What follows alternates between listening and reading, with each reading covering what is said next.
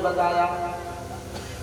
जब ये पता चला सुनीति को कि सौतेली बहन ने सबक में मेरे पुत्र का अपमान किया है, जिस प्रकार से ये लता ऊपर चढ़ रही है ना वृक्ष के सहारे, अगर नीचे अग्नि लगा दिया जाए तो वह लता झुलस करके निश्चेष्ट हो जाती है।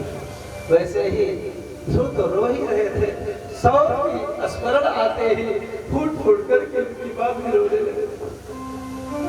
सोसृज्य धैर्यं विललाप शोक तावाग्निनादावलते वबाला। हे बेटा, तुम्हें नहीं पता है कि शब्द कितनी खर होती, कितना दुखदाई होती है। उसी जिस दिन से सुरुचि आई है उस दिन से राजा मुझे अपनी पत्नी भी स्वीकार करने में डरते हैं, कभी हमारे महल में आया नहीं आए। तुम दुखी मत हो, उसने जो कहा ठीक ही कहा। क्यों? क्यों तेरा जन्म मुझे अभागी के कोख से जो हुआ। बेटा, हमें तो ये लगता है कि पूर्व काल में तुमने सुनीति माँ का तुमने अपमान किया होगा, आयुषी अपमान का बदला उसने लिया है। हे बेटा, तुम उससे किसी प्रकार का द्वेष मत करना, क्योंकि व्यक्ति उसी दुख को होता है जो पूर्व काल में जैसा किए हुए होता है।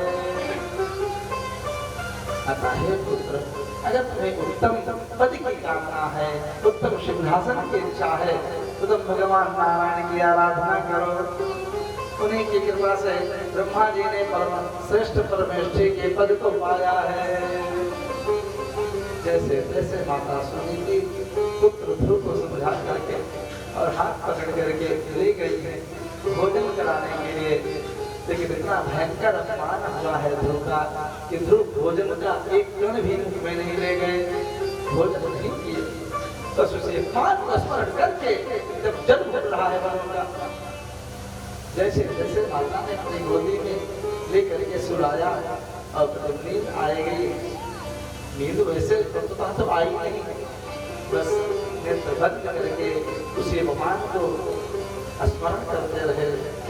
और जब पास में लेटी हुई माँ सो गई तब इन्होंने अपने नेत्र को खोला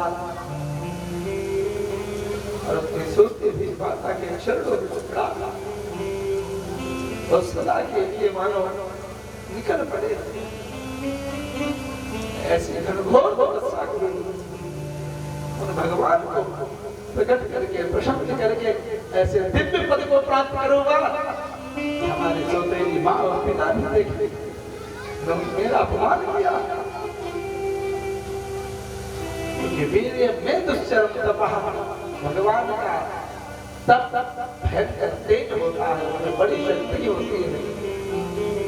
ध्रुव अंधेरी रात में निकल पड़े पश्चिम दिशा की तरफ और इनकी राजधानी उस समय विधूर थी, जो आज गंगा के तट पर कानपुर के समीप में स्थित है। विधूर से सीधे कानपुर से सीधे निकले हैं, पश्चिम की तरफ चले जा रहे हैं भयंकर जंगल की तरफ। एक भगवान की कृपा से देवर्षि नारद प्रकट होते हैं। दंडवत प्रणाम किया ध्रुव ने। नारायण नारायण, ध्रुव कहाँ जा रहे हो? हे देवर्षि, हम जा रहे हैं तपस्या करने के लिए, भगवान नारायण के दर्शन करने के लिए। देवर्षि नारद ने तुरंत अपने वीणा को बजाते हुए नारायण नारायण।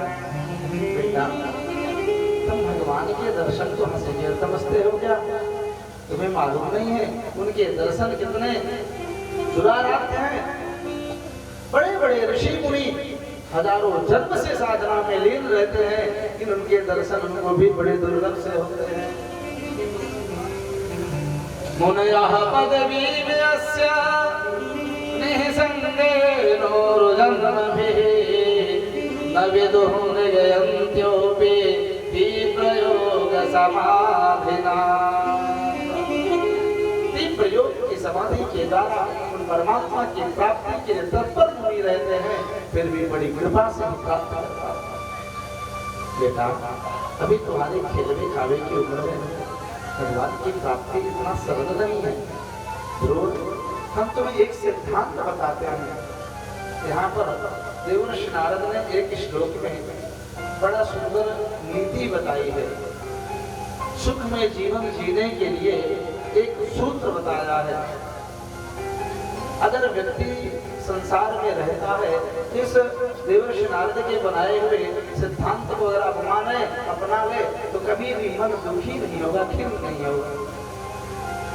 यहाँ पर देवर्षि नारद कहते हैं, गुणाधिकामुदं लिप्से अनुक्रोशम गुणाधमा। व्यक्ति अगर सुख चाहता है तो अपने श्रेष्ठ गुण वाले को देख करके मुद माने प्रसन्न हो। हमसे वो बड़ा है, चाहे जिस चीज में, गुण में, विद्या में, ज्ञान में, रूप में, शक्ति में, तो अपने से बड़े व्यक्ति को देख करके मन में प्रसन्नता लानी चाहिए। उसको देख करके चिढ़ना नहीं चाहिए, द्वेष नहीं करना चाहिए। और अनुक्रोशम गुणाधमा, और जो गुण में अपने से अधम है, नीच है, दीनहीन है, उसको देख करके क्रोध नहीं करना चाहिए, उस पर कृपा करनी चाहिए। और जो अपने समान है, मैत्रीम समानान अन्वेक्षेत न तापै परिभूयते, अपने समान वाले से मैत्री भाव रखना चाहिए, कभी भी मन दुखी नहीं होगा। इन स्थिति के कारण तो मन खिन्न होता है। या तो हमारा मन अपने से श्रेष्ठ गुण वाले को देख करके जब देश करता है, उसकी तरक्की को देख करके चिढ़ता है, तब दुखी होता है। या मैं बहुत उत्तम हूँ, मैं बहुत अच्छा हूँ, ये बड़ा अधम है, ये तो किसी लायक नहीं है, तब क्रोध आता है। ऐसे व्यक्ति पर क्रोध नहीं करना चाहिए, कृपा करनी चाहिए। और जो हमारे समान है, बराबर है, उससे चिढ़ना नहीं चाहिए, उसके साथ मैत्री भाव रखना चाहिए। प्रभक्तवत्सल भगवान की जय। देवर्षि नारद ने कहा, चलो हम तुम्हारा राजपाट दिलवा देंगे तुम्हारे हिस्से का। लेकिन ध्रुव ने स्पष्ट कह दिया, न देवर्षि, हम नहीं जाएंगे, बिना भगवान के दर्शन के हम इस पद को एक पग भी पीछे नहीं ले जाएंगे। क्यों ना हो, नाम भी इनका ध्रुव है, ध्रुव माने अटल, निश्चय जिसने कर दिया। फिर क्या था, जब देवर्षि नारद ने देखा कि चेला तो बड़ा पक्का दिख रहा है, जिस प्रकार से बहुत संसार में चेले लोग हम लोग रहते हैं, उत्तम गुरु की खोज करते हैं, वैसे उत्तम गुरु भी सच्चे चेले की खोज करते हैं।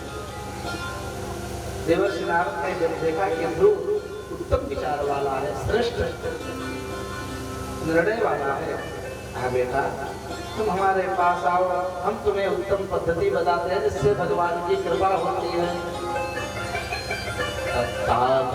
भद्रमते यामुनायास्तटं पदं पुण्यं मधुवनं यात यत्र सन्निहितो हरिः।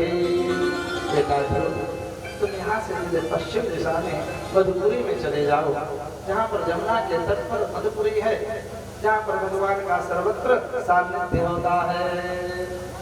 जमुना जी में स्नान करके त्रिकाल भगवान की दिव्य मूर्ति बना के चतुर्भुज शंख चक्र गदा पद्म से सुसज्जित नारायण की मूर्ति का धारणा करना। और जब यस्य परमो गुह्यम श्रूयताम मेन्द्र पात्मज, हे राजकुमार हम तुम्हें एक परम गुह्य मंत्र देते हैं, जिस मंत्र को जप करके तुम्हारे पितामह महाराज मनु ने नैमिषारण्य में परम आदि कारण परम ब्रह्म नारायण श्री राम के तत्व का दर्शन किया था, उसी दिव्य मंत्र को मैं तुम्हें देता हूँ। ऐसा यह दिव्य मंत्र है जिसको 7 दिन तक अगर कोई साधक जप ले, तुमान पश्यति खेचरान, आकाश में उड़ते हुए देवताओं को इन नेत्रों से प्रत्यक्ष देख सकता है। अखंड 7 दिन जप करना पड़ेगा, निर्विकल्प होकर के, निर्विषयी मन के द्वारा। देवर्षि नारद ने ध्रुव को गुरु दीक्षा दी। गुरु की कृपा के बिना भगवत प्राप्ति बड़ी दुरूह है। गुरु वह है जो ज्ञान दे, गुरु वह है जो भगवान से दर्शन की राह दिखाए, गुरु वह है जो ज्ञान बतावे, और जो गुरु धन की लालसा करे वो गुरु गुरु नहीं है। गुरु का मतलब होता है श्रेष्ठ। गुरु गुकार और रुकार, गुरु दो शब्द से गुरु शब्द बनता है। गुरुस्तु अंधकाराशा रुकारस्तन्निरोधकः अंधकार निरोधित्वा गुरुरेत्यभिधीयते। जो अंधकार से प्रकाश की तरफ ले जाए, माया से ब्रह्म की तरफ ले जाए, वह होता है गुरु। अब जो गुरु बहुत चेला बना ले और चेला गुरु हो जाएंगे तो हमको दक्षिणा मिलेगी, हमारी दुकान चलेगी अच्छे से, कोई चिंता नहीं रहेगी। ऐसे गुरु पत्थर की तरह होते हैं, जैसे पत्थर स्वयं भी डूबता है और जो उसका सहारा लेगा वो भी डूब जाता है। एक बार की बात है, सच्ची घटी घटना है। चित्रकूट में महाप्रभु वल्लभाचार्य जी, आप लोग नाम सुने होंगे, भक्ति काल युग में वैश्वानर अग्नि के अवतार कहे गए हैं। अरण्य में इनकी भजन स्थली है वल्लभाचार्य महाप्रभु की। चैतन्य महाप्रभु के समकालीन ही थे ये। चैतन्य महाप्रभु प्रयाग में जब आए थे तो वल्लभाचार्य जी के साथ उनके यहाँ गए थे। चैतन्य चर्चा में वर्णन है। तो वल्लभाचार्य महाप्रभु अपने कुछ शिष्य परिकर के साथ चित्रकूट में परिक्रमा लगा रहे थे कामदगिरी की। एकाएक परिक्रमा के मार्ग के बगल में एक बहुत बड़ा सर्प पड़ा हुआ है, कलक रहा है, चटपटा रहा है और हजारों चींटियां